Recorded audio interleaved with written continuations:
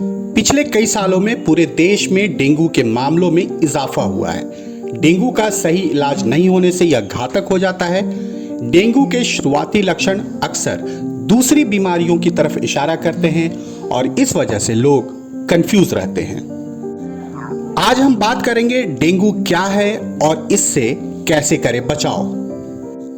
अभिनंदन स्वीकार करें, मैं हूं शिको अलबदर और आप सुन रहे हैं सेहतनामा।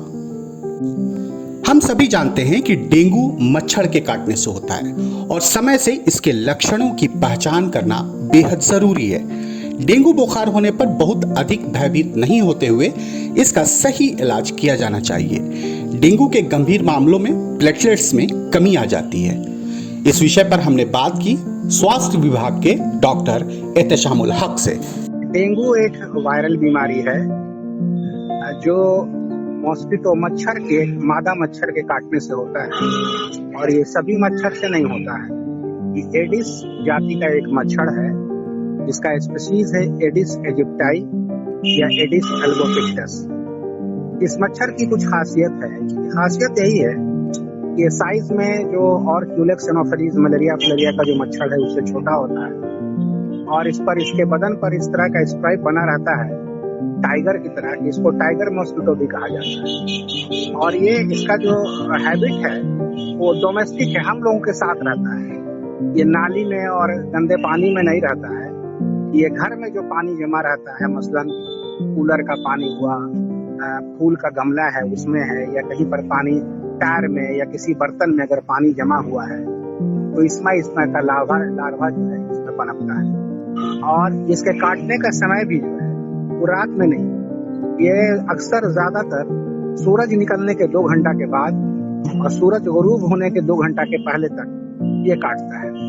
और इसकी और ये विशेषता है कि ये जो मच्छर जो एडिस एजिप्टाई है वो उसका नेचर थोड़ा शाई नेचर का है। वो क्या करता है कि उसको एक ब्लड मील कंप्लीट करने के लिए कई पोस्ट को काटना पड़ता है। लेकिन जो एल्बोपिक्टस वैरायटी है वो बड़ा एग्रेसिव है। ये एक ही बार में एक ही ब्लड मील से वो एक आदमी का होस्ट का ब्लड ले लेता है। एडिस एजिप्टाई जो है उसका जो हैबिटेट है वो अर्बन एरिया में ज्यादा है, लेकिन एल्बोपिक्टस है जो पेरी अर्बन एरिया में रहता है। अर्बन एरिया में डेंगू केस ज्यादा पाए जाते हैं क्योंकि कुछ गंदगी भी ज्यादा होती है और बहुत डेंस पॉपुलेशन होता है और कंस्ट्रक्शन का काम विशेषकर आजकल ज्यादा चलता रहता है। तो जहाँ पर ईंटा को धोने के लिए उसमें पानी वगैरह जमा रहता है उसमें होता है। ये हुआ और उसके बाद इसमें है कि अगर एक बार एक आदमी को अगर डेंगू है वहां पर तो उसको कई आदमी को बहुत ज्यादा इसका इन्फेक्शन रेट है। माने 80% लोग वहां पर डेंगू से ग्रसित होते हैं और इसमें आइसबर्ग या पैरामिड फेनोमेना इसमें काम करता है कि अगर जहां पर एक केस डेंगू के क्लियर कट उनका फीचर आ रहा है डेंगू का, तो इसका मतलब है कि उस नीचे बर्फ के नीचे बहुत सारे ऐसे इन्फेक्शन के केस हैं जो डेंगू के हैं। डेंगू का जो मुख्य लक्षण जो है वो इसको हड्डी तोड़ बुखार भी के नाम से जाना जाता है, ब्रेकबोन फीवर। इसमें बहुत ज्यादा तेज बुखार रहता है, बदन में दर्द रहता है, विशेषकर आंखों के पीछे रेट्रो ऑर्बिटल पेन बहुत ज्यादा होता है, उल्टी होता है, भूख नहीं लगता है और रैश निकलता है, बदन में दाना की तरह इसमें निकलता है। और ज्यादातर जो इसके केसेस हैं वो उनमें कोई लक्षण प्रकट नहीं होता है। कई मरीजों को हमने फोन किया जिनका डेंगू एलाइजा पॉजिटिव है, उनको पता भी नहीं चला कि हमको डेंगू है, वो बाहर में घूम रहे हैं। बहुत 10% केस ऐसा होता है जिनको बीमारी होती है और लक्षण होता है और ये सबसे ज्यादा जो है बच्चों में और बूढ़ों में ये ज्यादा होते हैं, जवान आदमी में बहुत कम होता है और बच्चों में ज्यादा सीवियर हो सकता है। इसका जो फर्टिलिटी रेट है, जो मृत्यु दर है, वो 1 से 3% ही है।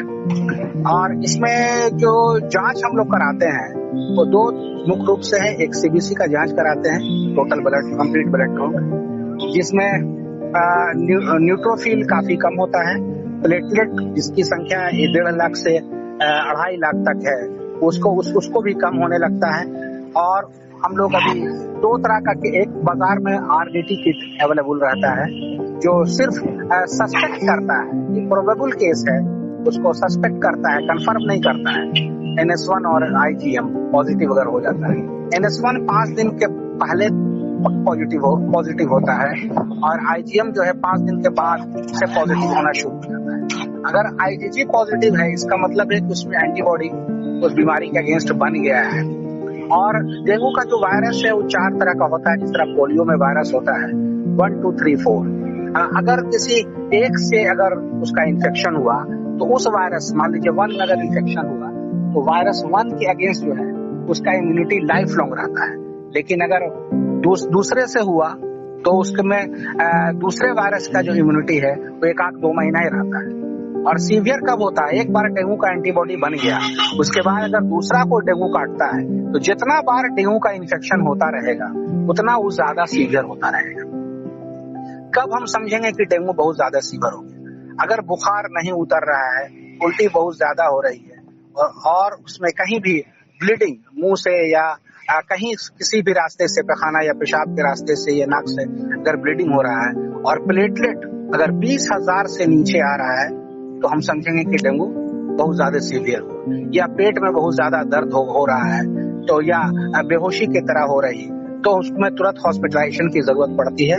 बहुत कम हॉस्पिटलाइजेशन की जरूरत पड़ती है। और वहां पर मेन देखा जाता है कि डिहाइड्रेशन उसमें नहीं, पानी की उसकी मात्रा घटनी नहीं चाहिए। इसलिए मरीजों को जो है तरल पदार्थ हमेशा, डाब का पानी है, माड़ है, दाल है, दूध है, फ्रूट जूस है, ये सब लेते रहना चाहिए। और मरीज को दिन में भी, डेंगू के मरीज को मच्छरदानी का उपयोग करना चाहिए ताकि उस मरीज से फिर दूसरे मरीज में भी डेंगू पनप सकता है। बचाव का तरीका यही है अभी सबसे बड़ा, कि जहां पर मच्छर, वायरस को हम नहीं रोक सकते हैं लेकिन मच्छर को हम लोग रोक सकते हैं। घर के आसपास जहां पर भी पानी जमा हुआ है उसको, पानी को नष्ट कर देना है, उसमें या तो किरासन तेल या डीजल, पेट्रोल कुछ डाल देना है ताकि उसके जो अंडा है उससे ऑक्सीजन का संपर्क खत्म हो जाएगा और वो डेथ हो जाएगा उसकी। और उसके बाद हम लोग मच्छरदानी का उपयोग हमेशा कर सकते हैं, करना चाहिए हमेशा। उसके अलावा और भी मच्छर वाला जो अगरबत्ती है, गुड नाइट है, या लगाने वाला जो ओडोमॉस टाइप का क्रीम है उससे, और फुल बाह का कपड़ा पहनना चाहिए खास के बच्चों को, और पूरा फुल पैंट पहनना चाहिए ताकि मच्छर ना काटे।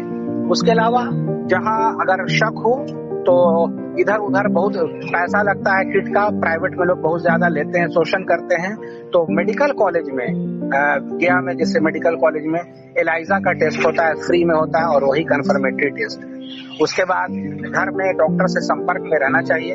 और एक चीज और ध्यान देना है, कोई भी दवा नहीं लेनी है।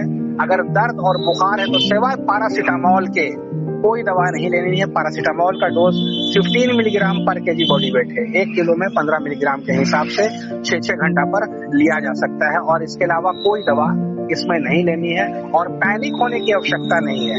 मच्छर से दूर रहना है, मच्छर को भगाना है, मच्छर से अपनी हिफाजत करनी है।